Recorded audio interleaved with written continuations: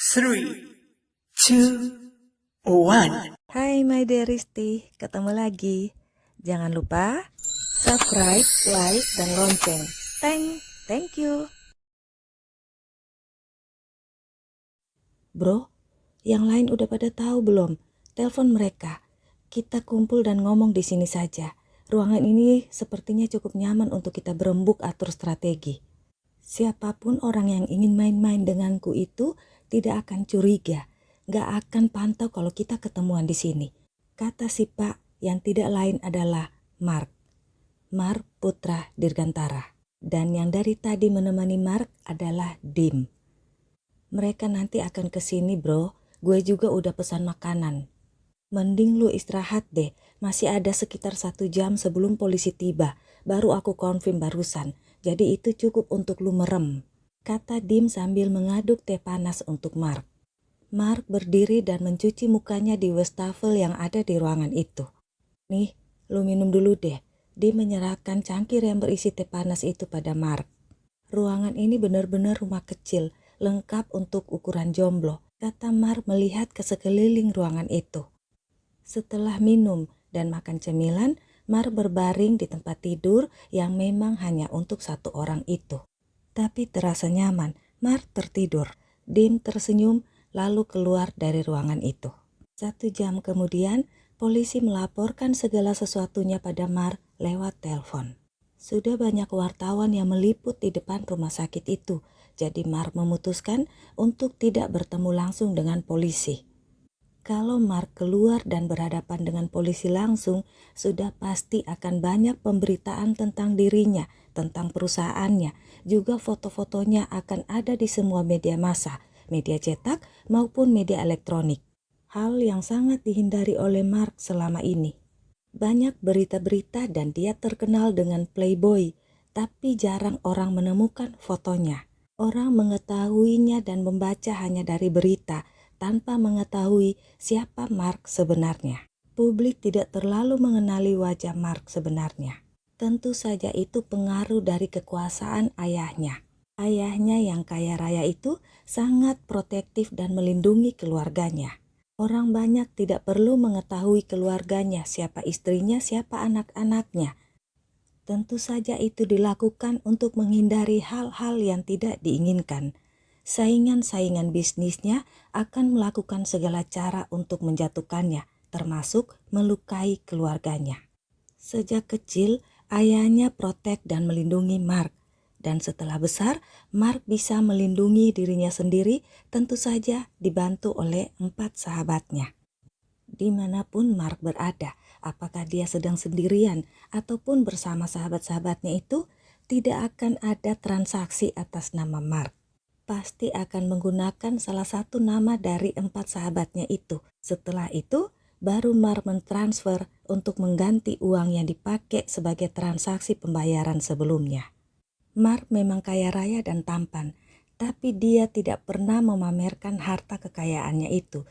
Jadi, orang yang tidak mengenalnya menganggap dia seperti pengusaha yang biasa saja. Dim membaca berita di handphonenya. Polisi sudah mengumumkan bahwa kebakaran pabrik itu terjadi karena gangguan pada listrik, korsleting listrik. No, impossible, itu sangat tidak mungkin. Dim sangat kesal karena Dimlah orang yang bertanggung jawab langsung untuk instalasi listrik dan semua hal yang berkaitan dengan itu di semua perusahaan Mark. Jadi Dim sangat tahu pasti itu tidak mungkin. Ya, itu tidak mungkin. Listrik di rumahku kan anak buahmu yang tangani, Dim. Aku ingat banget, saat dapur waktu itu terbakar, listrik langsung padam otomatis, bahkan tak ada satupun kabel yang rusak.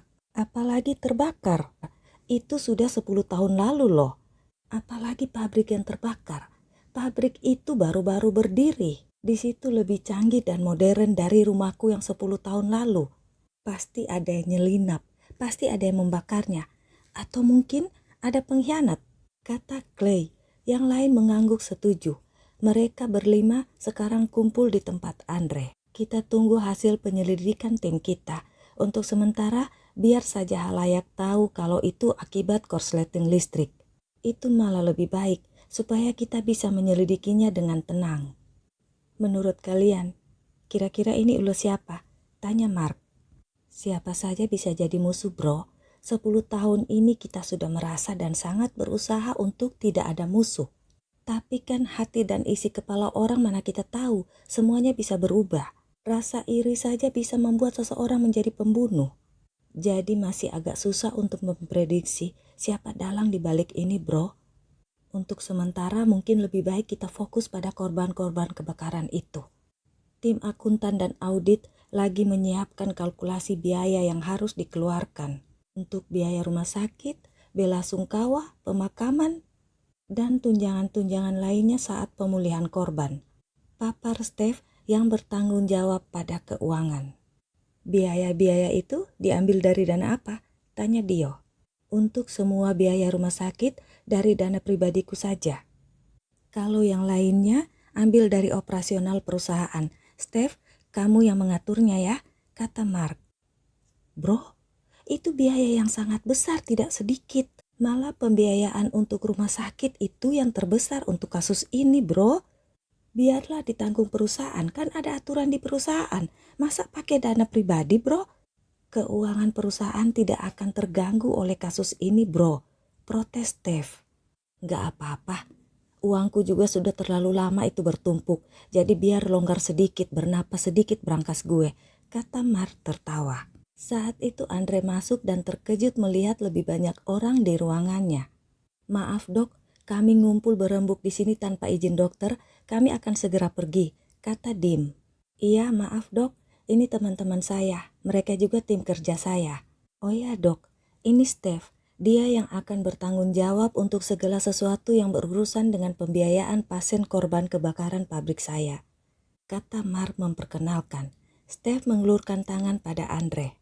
Ups, tangan saya masih kotor. Jadi nanti saja kita salamannya ya. Kan kita nanti akan sering ketemu. Dari tadi saya juga belum memperkenalkan diri saya. Namaku Andre, dokter kandungan sekaligus dokter forensik di rumah sakit ini.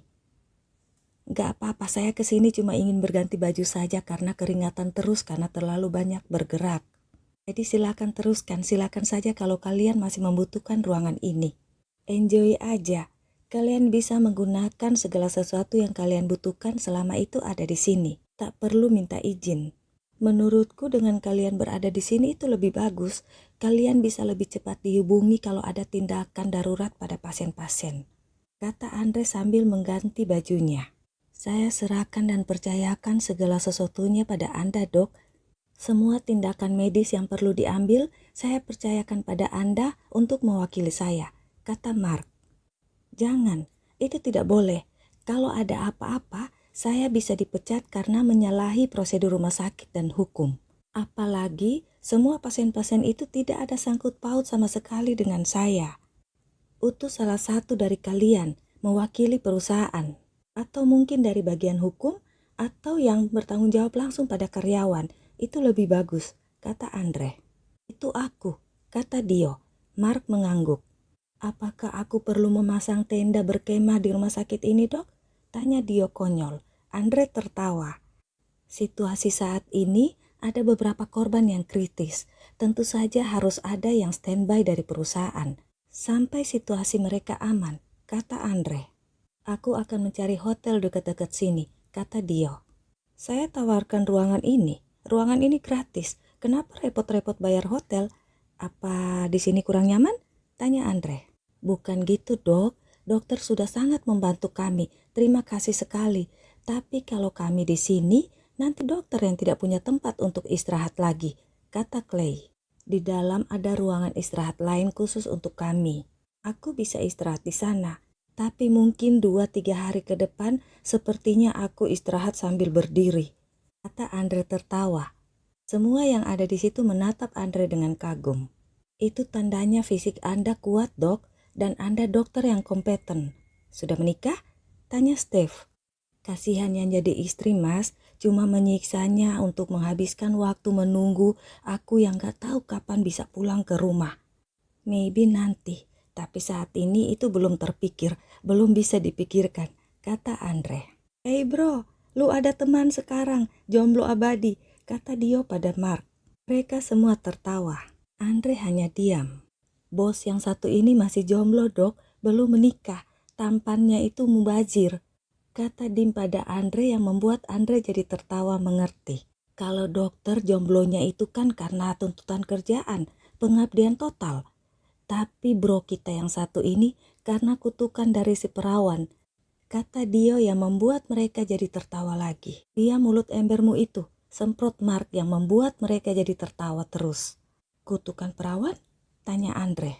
Panjang ceritanya, Dok. Intinya si playboy ini tidur dengan banyak perempuan dan dia tidak percaya kalau masih ada gadis yang perawan. Jadi pas ketemu dengan perawan, dia galau tak bisa pindah ke lain gua lagi. Hahaha, kata Dio semakin meledek Mark. Bukan gak bisa pindah ke lain goa, tapi gak bisa ngacung lagi gara-gara udah mati rasa, sambung Clay. Andre jadi ikut-ikutan tertawa. Dia teringat pada Alana. Oke semuanya, silakan lanjutkan. Maaf, tapi aku harus kembali ke medan perang, kata Andre. Oke Dok, selamat berperang. Jangan lupa pistolnya diisi ya, biar masih bisa nembak. Gak kayak bos yang satu ini, kata Dio masih saja meledek Mark. Andre tertawa dan keluar dari ruangan itu. Hari sudah menjelang subuh. Sekitar jam 7 pagi, saat Andre kembali ke ruangan itu, hanya ada 3 orang yang masih tidur di situ. Sementara si bos dan satu lagi gak ada.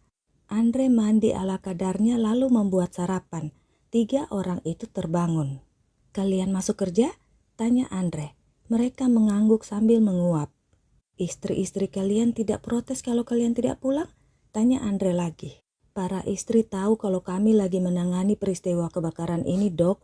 Dalam beberapa hari ini, para istri kami malah mengadakan dapur umum di halaman pabrik yang terbakar, Dok. Pabrik belum beroperasi, jadi semua karyawan dan keluarga korban disiapin makan siang. Oh ya, Dok, apa perlu mereka mengirimkan makanan untuk tenaga medis di sini? Tanya Dim. Clay mencuci muka di wastafel, sementara Dio membuat kopi.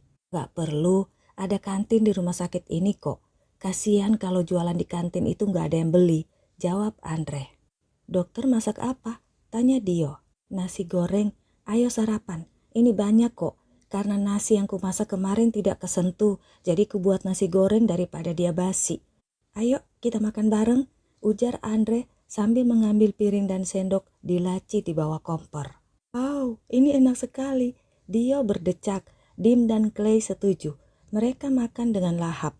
Dok, ruangan ini siapa yang mengaturnya? Terasa nyaman, tanya Dim. Ini dulunya gudang, daripada terlantar dan jadi agak serem karena letaknya yang di belakang rumah sakit, jadi aku minta izin untuk menggunakannya. Saat itu aku masih awal-awal jadi dokter di rumah sakit ini. Dulunya kami bertiga, tapi yang 2 sudah pindah ke rumah sakit lain, jadi tinggal aku sendiri di sini, jawab Andre.